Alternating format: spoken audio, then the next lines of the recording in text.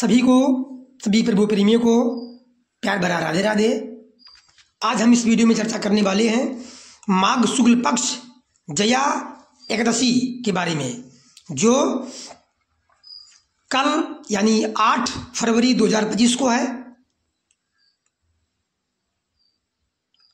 चूंकि इस व्रत में उदया तिथि को लिया जाता है,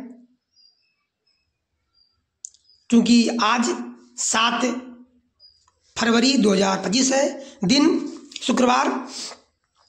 आज रात्रि को सायंकाल लग रहा है एकादशी, और कल सायंकाल तक है। कुल मिलाकर के 8 फरवरी 2025 दिन शनिवार को उदया तिथि में एकादशी आने से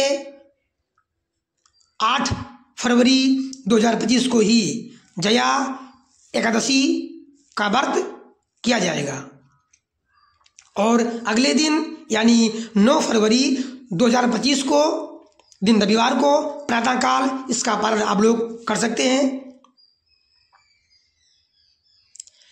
अब आइए जया एकादशी की व्रत कथा श्रवण करते हैं।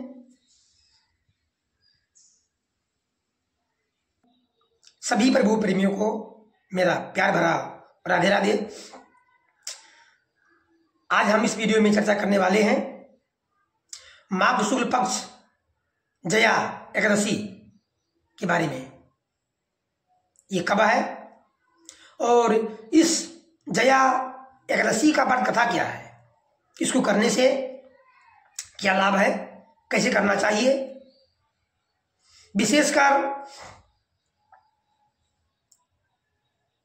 जिनके घर में या जिनको ये अनुभव होता है कि हमारे पितृगण दुखी में है, परेशानी में है, कष्ट में है, उन्हें विशेष रूप से इस वीडियो को, इस कथा को सुनना चाहिए और माघ मास शुक्ल पक्ष जया एकादशी का व्रत अवश्य करना चाहिए, और इस व्रत को करके अपने पितृगण को इसका फल अर्पित करने से उनका उद्धार निश्चित ही होता है। तो आइए समझते हैं कि माघ मास शुक्ल पक्ष जया एकादशी का व्रत क्या है,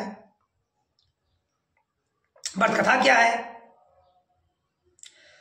तो धर्मराज युधिष्ठिर बोले, हे भगवान, हे माधव, आपने माघ मास के कृष्ण पक्ष की षटशिला एकादशी का अत्यंत सुंदर वर्णन किया। आप स्वेदेज, अंडज, उद्भिज और जलायुज चारों प्रकार के जीवों के उत्पन्न, पालन तथा नाश करने वाले हैं। अब आप कृपा करके मुझे माघ शुक्ल पक्ष में जो एकादशी आती है उसका नाम क्या है, विस्तार से कथा सहित बताइए। कृष्ण जी बोले, श्री माधव जी बोले, हे युधिष्ठिर, माघ मास में शुक्ल पक्ष की जो पवित्र एकादशी है, जिसका नाम जया एकादशी है। श्री कृष्ण कहने लगे कि हे राजन, इस एकादशी का नाम जया एकादशी है, जैसा कि नाम से ही स्पष्ट है, जय देने वाली, जय को प्राप्त करने वाली।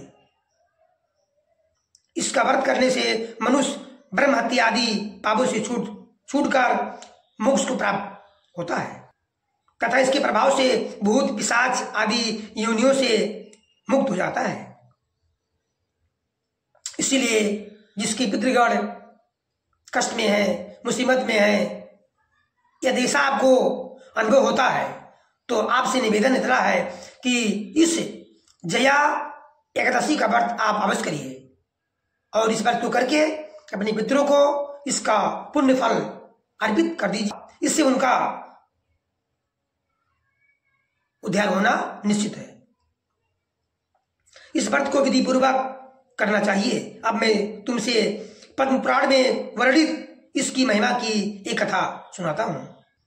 देवराज इंद्र स्वर्ग में राज करते थे और अन्य सब देवगण सुखपूर्वक स्वर्ग में रहते थे। एक समय इंद्र अपनी इच्छा अनुसार नंदन वन में अप्सराओं के साथ विहार कर रहे थे और गंधर्व गान कर रहे थे। उन गंधर्वों में प्रसिद्ध पुष्पदंत तथा उसकी कन्या पुष्पावती और चित्रसेन तथा उसकी स्त्री मालिनी भी उपस्थित थी। साथ ही मालिनी का पुत्र पुष्यवान और उसका पुत्र माल्यवान भी उपस्थित थे। पुष्पवती गंधर्व कन्या माल्यवान को देखकर उस पर मोहित हो गई और माल्यवान पर काम बाण चलाने लगी। उसने अपने रूप लावण्य, रूप सुंदरता और हाव भाव से माल्यवान को बस में कर लिया। हे राजन, वह पुष्पवती अत्यंत सुंदर थी।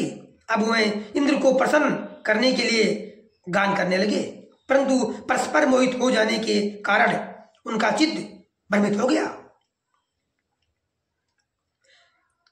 इनके ठीक प्रकार न गाने तथा स्वर ताल ठीक नहीं होने से इंद्र इनके प्रेम को समझ गया और उन्होंने इसमें अपना अपमान समझकर उनको शाप दे दिया। इंद्र ने कहा, हे मूर्खो, तुमने मेरी आज्ञा का उल्लंघन किया है, इसलिए तुम्हारा धिक्कार है।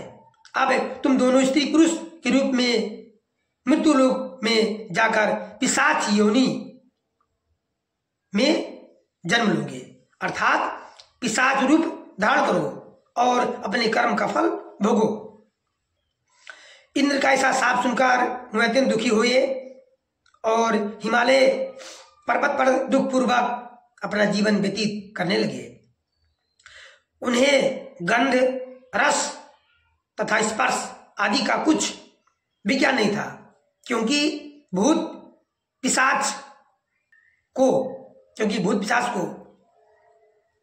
जल तो दिखता है पर पी नहीं सकते, भोजन दिखता है पर खा नहीं सकते, क्योंकि वो बिना शरीर के होते हैं और बिना शरीर के कुछ खाना पीना संभव नहीं होता है।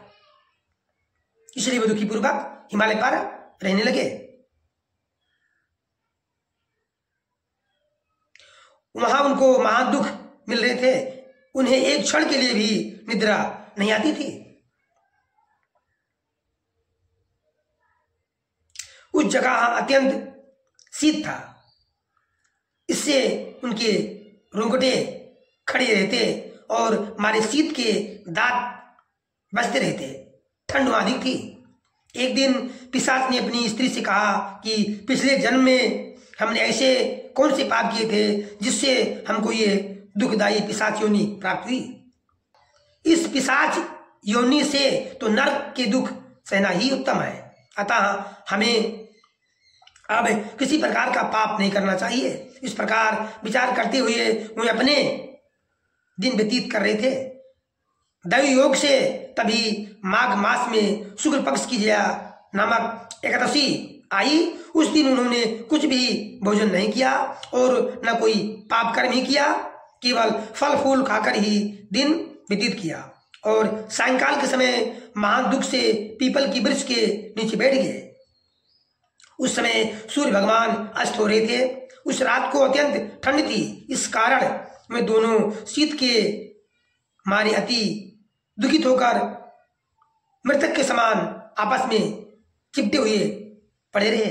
उस रात्रि को उनको निद्रा भी नहीं आई। हे राजन, जया एकादशी की उपवास और रात्रि के जागरण से दूसरे दिन प्रभात होते ही उनकी पिशाच योनि छूट गई। कृष्ण भगवान कहते हैं, हे युधिष्ठिर, वे दोनों रात्रि में जागरण किए, दिन भर उपवास किए, केवल फल ही ग्रहण किया और इससे उनकी पिशाच योनि छूट गई। यह है व्रत का प्रभाव।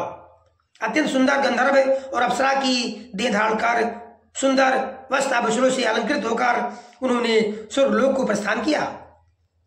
उस समय आकाश में देवता उनकी स्तुति करते हुए पुष्प वर्षा पुष्प वर्षा करने लगे। स्वर्गलोक में जाकर इन दोनों ने देवराज इंद्र को प्रणाम किया। इंद्र इनको पहले रूप में देखकर अत्यंत आश्चर्यचकित हुआ और पूछने लगा कि तुमने अपनी पिशाच योनि किस कारण, किस तरह छुटकारा पाया, सोच बताओ। बालवान कहने लगा, हे देवेंद्र, हे इंद्र, भगवान विष्णु की कृपा और जया एकादशी के व्रत के प्रभाव से ही हमारी पिशाच योनि छूट गई है। तब इंद्र बोले कि हे मालवान, भगवान की कृपा और एकादशी का व्रत करने से न केवल तुम्हारी पिशाच योनि छूट गई, वरन हम लोगों के भी बंधनीय हो गए, क्योंकि विष्णु और शिव जी के भक्त हम लोगों की बंधनीय हैं। अतः आप धन्य हैं। अब आप पुष्पवती के साथ जाकर विहार करो। श्री कृष्ण भगवान कहने लगे, हे राजा युधिष्ठिर, इस जया एकादशी के व्रत से बुरी योनि छूट जाती है, पिशाच योनि छूट जाती है। जिस मनुष्य ने इस जया एकादशी का व्रत किया है, उसने मानो सब यज्ञ, जप, दान आदि कर लिए हैं। जो मनुष्य जया एकादशी का व्रत करते हैं, वे अवश्य ही 1000 वर्ष तक स्वर्ग में वास करते हैं। हे युधिष्ठिर, इसलिए आप सभी को, सब मनुष्यों को माघ मास के शुक्ल पक्ष की जो जया एकादशी है, उसका व्रत कथा सुनना चाहिए, व्रत भी रखना चाहिए। इससे उनके घर में किसी के भी यदि अकाल मृत्यु हुई है, अर्थात उनकी पितृगण यदि पिशाच योनि में है, भूत योनि में है, या फिर कष्ट में है, मुसीबत में है, तो उनको जया एकादशी का व्रत करके और इस व्रत के पुण्य फल को उनको अर्पित करने से उनका निश्चय ही उद्धार हो जाता है, मोक्ष हो जाता है। सभी का दिन शुभ हो, सभी को जया एकादशी का व्रत फल अवश्य मिले, और आप लोग निश्चित ही इस व्रत को करिए। इस व्रत को करने से भगवान श्री कृष्ण विष्णु भगवान प्रसन्न रहते हैं। सभी का दिन शुभ हो। राधे राधे।